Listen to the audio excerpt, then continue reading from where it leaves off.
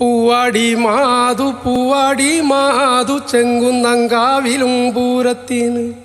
പൂവാടി മാതു ചെങ്കുന്നങ്കാവിലും പൂരത്തിന്. ഞാനില്ല കൊച്ചേട്ടോ ഞാനില്ല കുഞ്ഞേട്ടോ എനിക്കൊത്ത കരിവാള എനിക്കില്ല. ഞാനില്ല കുഞ്ഞേട്ടോ ഞാനില്ല കൊച്ചേട്ടോ നിക്കൊത്ത കരിവാള എനിക്കില്ല. തെക്കിനകത്തിൻ്റെ ഡിക്കി തുറന്നു നിനക്കൊത്ത കരിവാളെടുത്ത പെണ്ണെ. തെക്കിനകത്തിൻ്റെ ഡിക്കി തുറന്നു നിനക്കൊത്ത കരിവാളെടുത്ത പെണ്ണെ. പൂവാടി മാതു ചെങ്കുന്നം കാവിലും പൂരത്തിന്. പൂവാടി മാതു ചെങ്കുന്നങ്കാവിലും പൂരത്തിന്. ഞാനില്ല കുഞ്ഞേട്ടോ ഞാനില്ല കൊച്ചേട്ടോ നിക്കൊത്ത മാർദാലി നിക്കില്ല. ഞാനില്ല കുഞ്ഞേട്ടോ ഞാനില്ല കൊച്ചേട്ടെ നിക്കൊത്ത മാർദാലി നിക്കില്ല. തെക്കിനകത്തിൻ്റെ ഡിക്കി തുറന്നു നിനക്കൊത്ത മാർദാലി എടുക്കു പെണ്ണെ. തെക്കിനകത്തിൻ്റെ ഡിക്കി തുറന്നു നിനക്കൊത്ത മാർദാലി എടുക്ക പെണ്ണെ. എന്നാലേ പോരു ചെങ്കുന്നങ്കാവിലും പൂരത്തിന്. എന്നാലേ പോരു ചെങ്കുന്നങ്കാവിലും പൂരത്തിന്. പൂവടി മാതു അയ്യപ്പങ്കാവിലും പൂരത്തിന്. പൂവടി മാതു അയ്യപ്പങ്കാവിലും പൂരത്തിന്. ഞാനില്ല കുഞ്ഞേട്ടോ ഞാനില്ല കൊച്ചേട്ട നിക്കൊത്ത കൈവള എനിക്കില്ല. ഞാനില്ല കുഞ്ഞേട്ടോ ഞാനില്ല കൊച്ചേട്ടോ നിക്കൊത്ത കൈവള എനിക്കില്ല. തെക്കിനകത്തിൻ്റെ ഡിക്കി തുറന്നു നിനക്കൊത്ത കൈവളെടുക്ക പെണ്ണെ. തെക്കിനകത്തിൻ്റെ ഡിക്കി തുറന്നു നിനക്കൊത്ത കൈവളെടുത്ത പെണ്ണെ. എന്നാലേ പോരു അയ്യപ്പങ്കാവിലും പൂരത്തിന്. എന്നാലേ പോരു അയ്യപ്പങ്കാവിലും പൂരത്തിന്. ഹലോ റേഡിയോയിൽ നാം ഇന്ന് പരിചയപ്പെടുന്നത് ഒരു വ്യത്യസ്ത കലാകാരനാണ്. നമ്മുടെ നാടിൻ്റെ ഹൃദയം എന്ന് തന്നെ പറയാം. നാടൻ പാട്ടുകൾ അല്ലെങ്കിൽ നാട്ടുപാട്ടുകൾ അങ്ങനെ പറയുകയായിരിക്കും ഉചിതം. നാടിൻ്റെ ഹൃദയത്തോട് ചേർത്ത് വയ്ക്കാവുന്ന ഒട്ടേറെ ഗാനങ്ങൾ നമ്മുടെ കേരളത്തിലുണ്ട്. അത്തരത്തിലുള്ള നാട്ടുപാട്ടുകളുമായി ഇന്ന് നമ്മോടൊപ്പം എത്തുന്നു മനോജ് കലീക്കൽ. മനോജിന് ഹലോ റേഡിയോയിലേക്ക് ഹൃദ്യമായ സ്വാഗതം. മനോജ് എത്ര വർഷമായിട്ടുണ്ട് ഇപ്പോൾ ഈ നാടൻ പാട്ട് എന്നുള്ള രീതിയിൽ മുന്നോട്ട് പോയിക്കൊണ്ടിരിക്കുന്നത്? കഴിഞ്ഞ പ്രാവശ്യം 25 വർഷം കഴിഞ്ഞ് 26ാമത്തെ വർഷത്തിലേക്ക് കടന്നിരിക്കുകയാണ്. അപ്പോൾ ഞാൻ ഇപ്പോൾ 25 വർഷക്കാലമായി ദക്ഷിണ വെച്ചാണ് പഠിച്ചിരിക്കുന്നത്. അപ്പം എൻ്റെ ആശാൻ എന്ന് പറയുന്നത് പുഷ്പലി കേളൻ എന്ന് പറയുന്ന ആളാണ്. അപ്പോൾ ആൾക്ക് ഫോക്ലോർ അവാർഡ് ജേതാവാണ് ആള്.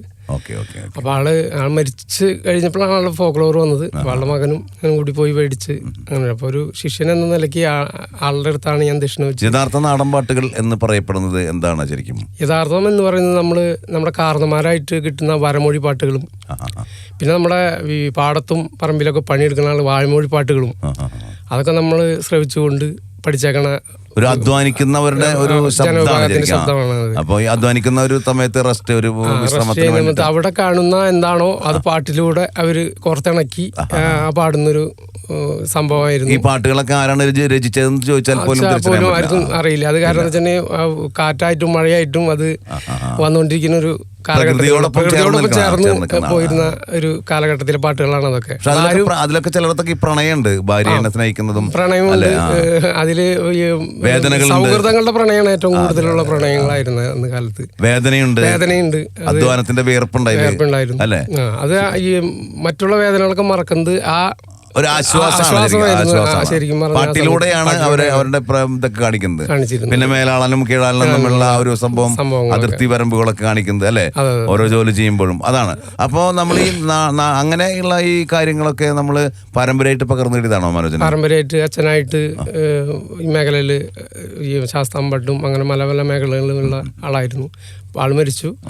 അപ്പോൾ ആള് പറഞ്ഞു കുറച്ച് കാര്യങ്ങൾ ആണ് പിന്നെ ആശാന്റെ കീഴിലുള്ളതും അങ്ങനെ പഠിച്ച് ആ നാട്ടിലെ ആശാന്മാരുടെ കുറച്ച് അനുഗ്രഹത്തോടു കൂടിയാണ് ഇതൊക്കെ പഠിക്കാൻ കഴിഞ്ഞത്. ഇതിനങ്ങനെ വ്രതം എടുത്തിട്ട് അങ്ങനെയൊക്കെ സംഭവങ്ങളുണ്ടോ? നമ്മള് തെയ്യത്തിന്റെ പരിപാടികളൊക്കെ നമ്മുടെ കൂടുകളെ പോകുമ്പോഴൊക്കെ വ്രതത്തിന്റെ ഇതൊക്കെ വരും. അല്ലാണ്ട് നമ്മളിപ്പോൾ കാവുകളിലൊക്കെ ഉണ്ടാകുമ്പോൾ നമ്മുടേതായിട്ടുള്ള കാവുകളിൽ വരുമ്പോൾ നമ്മൾ അതിന് വ്രതം എടുത്തിട്ടേ ചെയ്യുള്ളൂ. അത് എല്ലാ വർഷവും നമ്മളിപ്പോ നമ്മുടെ വീട്ടിലൊക്കെ അങ്ങനത്തെ ആചരിക്കുമ്പോ തുടികൊട്ടുപാട്ട് അത് ആശാന്റെ കീഴിൽ നിന്ന് പഠിച്ച് നമുക്ക് തുടികൊട്ടുപാട്ട് 4 പേര് ശ്രോതാക്കൾക്കായിട്ട് പാടിയല്ലോ.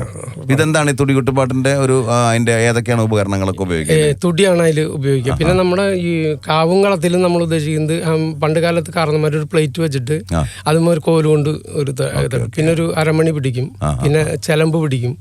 ആ മുത്തപ്പനും ദേവിയായിട്ടൊക്കെ സങ്കല്പിച്ചുകൊണ്ട് ഇരുന്നും കൊണ്ട് നമ്മൾ തുടികൊട്ട് പാട്ട് പാടാണ്.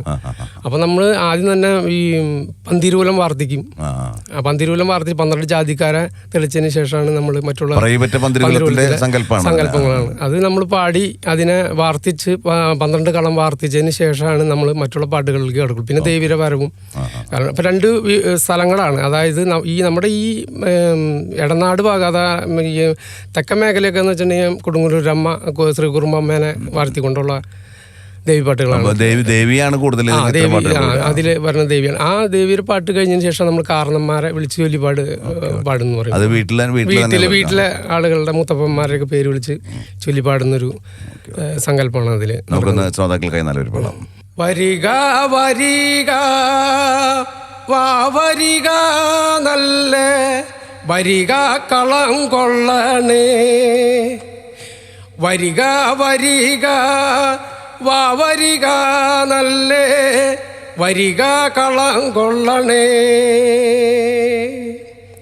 അപ്പം നമ്മളവിടെ ഒരു ഇതുണ്ട്, കളം വരച്ചിട്ടുണ്ടാവും. അപ്പോൾ അവിടെ അതിൻ്റെ ഇത് കൊട്ടിയതിന് ശേഷമാണ് നമ്മൾ മറ്റുള്ള പാട്ടുകൾ വിളിക്കെടുക്കുള്ളൂ. അപ്പം ആർക്കാർക്കിട്ട കളം പൊലിക്ക, ആർക്കാർക്കിട്ട കളം പൊലിക്ക, ആർക്കാർക്കിട്ട കളം പൊലിക്ക, ആർക്കാർക്കിട്ട കളം പൊലിക്ക, ആർക്കാർക്കിട്ട കളം പൊലിക്ക, ആർക്കാർക്കിട്ട കളം പൊലിക്ക, ആർക്കാർക്കിട്ട കളം പൊലിക്ക, ആർക്കാർക്കിട്ട കളം പൊലിക്ക, ആർക്കാർക്കിട്ട കളം പൊലിക്ക, ആദിത്യനിട്ട കളം പൊലിക്ക, ആർക്കാർക്കിട്ട കളം പൊലിക്ക, ആദിത്യനിട്ട കളം പൊലിക്ക, ആദ്യത്തേനിട്ട കളത്തകത്തും പിന്നെ എന്തെല്ലാം കൂട്ടിയും വയ്ക്കാടാ, ആദ്യത്തേനിട്ട കളത്തകത്തും പിന്നെ എന്തെല്ലാം കൂട്ടിയും വയ്ക്കാടാ, ആദ്യത്തേനിട്ട കളത്തകത്തും പിന്നെ ആദ്യ കലകളും വയ്ക്കാടാ, ആദ്യത്തേനിട്ട കളത്തകത്തും പിന്നെ ആദ്യ കലകളും വയ്ക്കാടാ. ജോലികൾക്കായിട്ട് പോകാറുണ്ടോ മനോജ്? മറ്റു ജോലി എനിക്ക് കൺസ്ട്രക്ഷൻ വർക്കിലായിരുന്നു. ഇപ്പൊ കുറച്ച് നാളായിട്ട് പോകുന്നില്ല. ഈ മേഖലകള് സീസൺ ഇപ്പൊ ശബരിമല സീസൺ ആകുമ്പോൾ അതില് കൂടുതലായിട്ട് അത് കഴിഞ്ഞ് കഴിഞ്ഞാൽ ഇതിന്റെ ഉത്സവ സീസൺ വരും. അപ്പൊ അതില് നിങ്ങളിപ്പോ ചേട്ടനിയന്മാർ അങ്ങനെയാണ്? അല്ലല്ല, സുഹൃത്തുക്കള്. എത്ര പേരുണ്ട് നിങ്ങളുടെ സംഘത്തില്? ഇപ്പൊ ഞങ്ങള് 10 പേര് 7 പേര് അങ്ങനെ അടങ്ങുന്ന സംഘമാണ് പോണത് പരിപാടി. ഏതൊക്കെയാണ് അതില് ഉപകരണങ്ങളായിട്ട്? ഉപകരണങ്ങള് അതില് മരം, ചെണ്ട, വീക്ക് ചെണ്ട, പിന്നെ ബേസ് ചെണ്ട, അങ്ങനെയുള്ള അത്തരത്തിലുള്ള ഉപകരണങ്ങൾ. ഞാനിപ്പോ ചില പാട്ട് എന്താണ് ചില നാടൻ പാട്ടുകൾ എന്നുള്ള പേരിൽ വരുമ്പോൾ അതിൽ ഡ്രംസ് ഒക്കെ ഉപയോഗിക്കുന്നത് കണ്ട് യഥാർത്ഥത്തില് അത് ഫോൾക്ക് ബാൻഡ് എന്ന് പറഞ്ഞിട്ട് ഇപ്പൊ ഇറങ്ങിയാണ്. യഥാർത്ഥത്തില് നമ്മള് നമ്മുടെ വാദ്യങ്ങൾ എന്ന് പറഞ്ഞാൽ മരം, ചെണ്ട, തൊടി എന്നീ വാദ്യങ്ങൾ ഉപയോഗിച്ചാണ് ശരിക്കും നാടൻ പാട്ടുകൾ അന്ന് കാലത്ത് പാടിയിരുന്നത്. ഇതൊന്നും ഇപ്പൊ അന്ന് കാലത്ത് സ്റ്റേജുകളിൽ അങ്ങനെ നാടൻ പാട്ട് എന്ന് പറയുന്നില്ല. കാവുകളിൽ മാത്രമാണ് നാടൻ പാട്ടുള്ളത്. അതൊക്കെ ഈ ഉപകരണങ്ങളാണ് ഉപയോഗിച്ചുകൊണ്ടാണ് ഞങ്ങളൊക്കെ ഇപ്പോഴും ചെയ്തിരിക്കുന്നത്. എപ്പോഴും വേറെ അങ്ങനെ ഇതില്ല. ഇപ്പൊ മറ്റുള്ള ആളുകൾ റിതംബേളൊക്കെ വെച്ച് ചെയ്യുന്നത് തെറ്റാണെന്ന് തോന്നിയിട്ടുണ്ടോ? തെറ്റാണെന്ന് വെച്ചിട്ടുണ്ടെങ്കിൽ ഇപ്പൊ അതിന്റെ ട്രെൻഡ് എന്ന് പറഞ്ഞാൽ ആളുകൾക്ക് തുള്ളണം. പണ്ട് അങ്ങനെയല്ല, ആസ്വദിക്കുന്ന ഒരു സംഗതി, അതിലൊരു തനത് ഉണ്ട് ഉൾക്കൊണ്ടുകൊണ്ടിരിക്കുമ്പോൾ പിന്നെ ആ വിഭാഗക്കാർ മാത്രമാണ് അതിലെ ഉൾക്കൊണ്ടുകൊണ്ടിരുന്നത്. ഇപ്പൊ നാനാ വിഭാഗക്കാരും ഇത് കേട്ടുകൊണ്ടിരിക്കുകയാണ്. അപ്പൊ അതിനെ മാറ്റി മറച്ചും കൊണ്ടാണ് ചെയ്തുകൊണ്ടിരിക്കുന്നത്. തനത് സാധനങ്ങളാണ് നമ്മൾ ഇപ്പോഴും ഞങ്ങൾ കാവിലൊക്കെ ഉപയോഗിക്കുന്നത്. തനത് സാധനങ്ങൾ തന്നെയാണ്.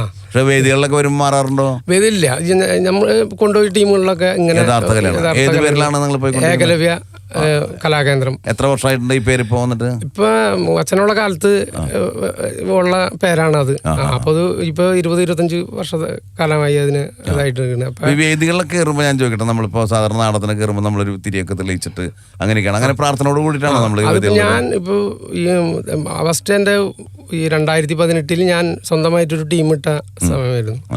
അന്ന് നമ്മൾ ചെയ്തതെന്ന് വെച്ചാൽ തിരി ഈ കുരുത്തോല കൊണ്ട് ഫ്രണ്ടിലൊരു ഇതൊക്കെ വെച്ച് തിരി തെളിച്ച് അവിടെ ഒരു 2 മുല്ലത്തറ പോലെ ഉണ്ടാക്കി അതിൽ കർമ്മം ചെയ്തുകൊണ്ട് ദേവിക്കും മുത്തപ്പനും തുള്ളി കൊണ്ട് നമ്മൾ ആ പാട്ടിലേക്ക് കടന്ന.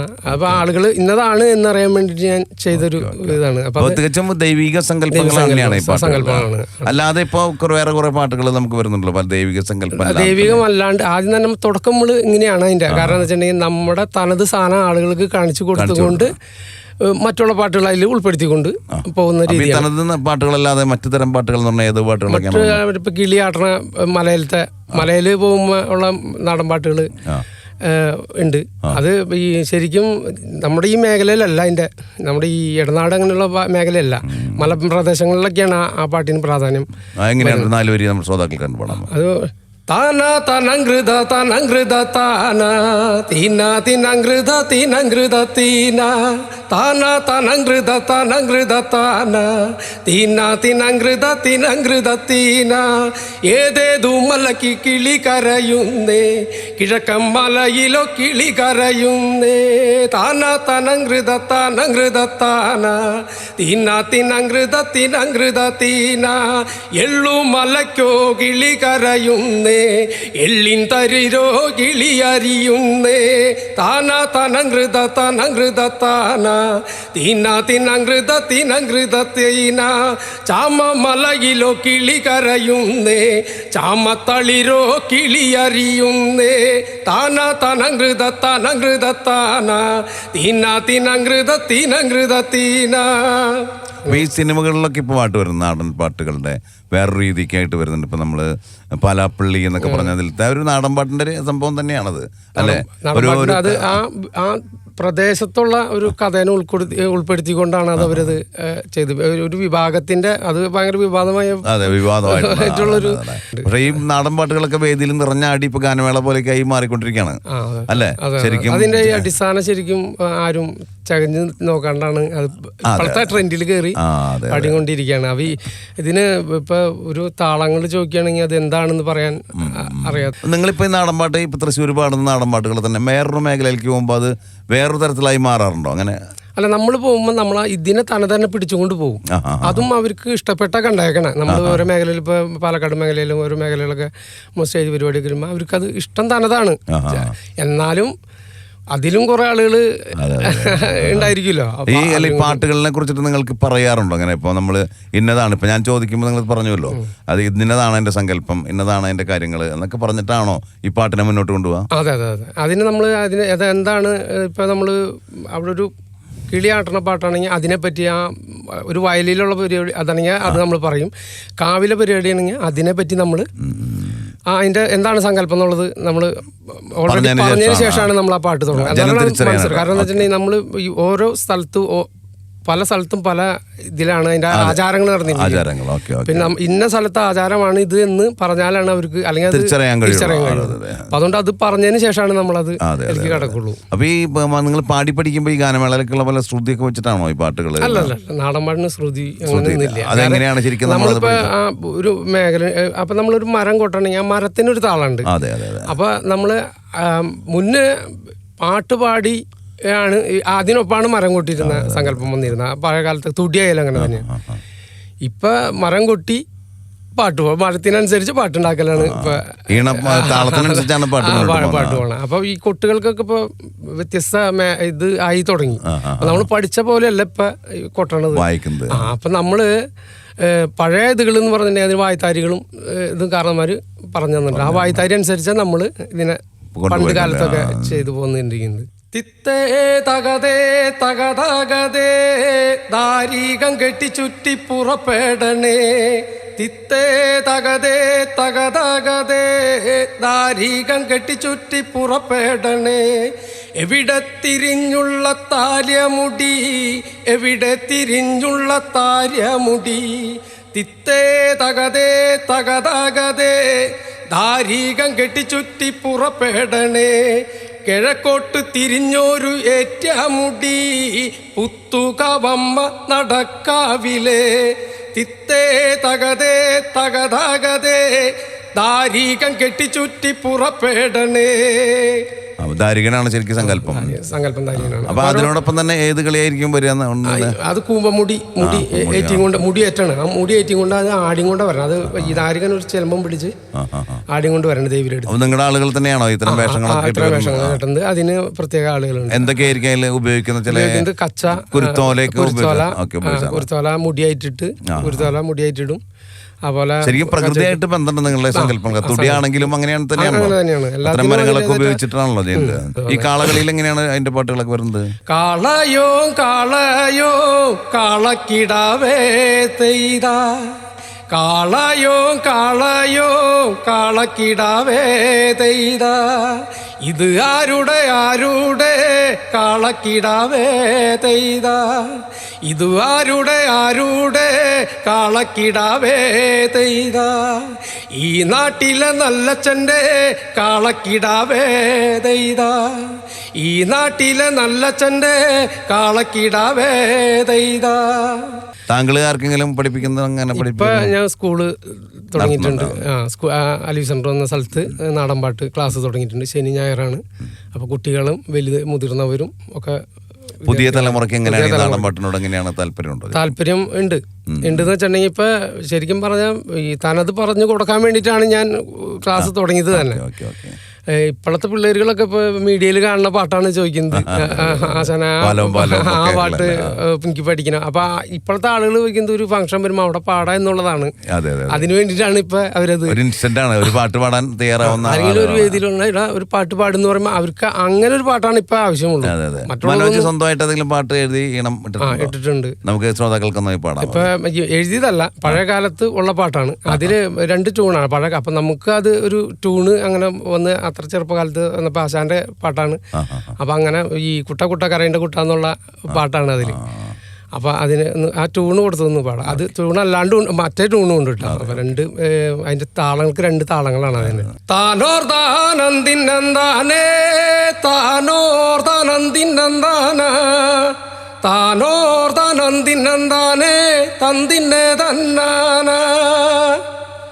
ഞാനൊന്നങ്ങടും പോയി വരട്ടെ, ഞാനൊന്നങ്ങടും പോയി വരട്ടെ, ചന്ദനം തന്മലർക്കാവിലും ഞാൻ പൂരത്തിനും പോട്ടെ, ഞാനൊന്നങ്ങടും പോയി വരട്ടെ, ഞാനൊന്നങ്ങടും പോയി വരട്ടെ, ചന്ദനം തന്മലർക്കാവിലും ഞാൻ പൂരത്തിനും പോട്ടെ, കെട്ടൊരുത്തൻ പോവല്ല കേട്ട, കെട്ടൊരുത്തൻ പോവണ്ട കേട്ട, കെട്ടൊരുത്തൻ പോയാലോ പിന്നെ ഞാനിവിടൊറ്റയ്ക്ക, അതും ഇതും പറയല്ലേ പെണ്ണ്, അതും ഇതും പറയല്ലേ കേട്ട, ചന്ദനം തന്മലർക്കാവിലും ഞാൻ പൂരത്തിനും പോവേ.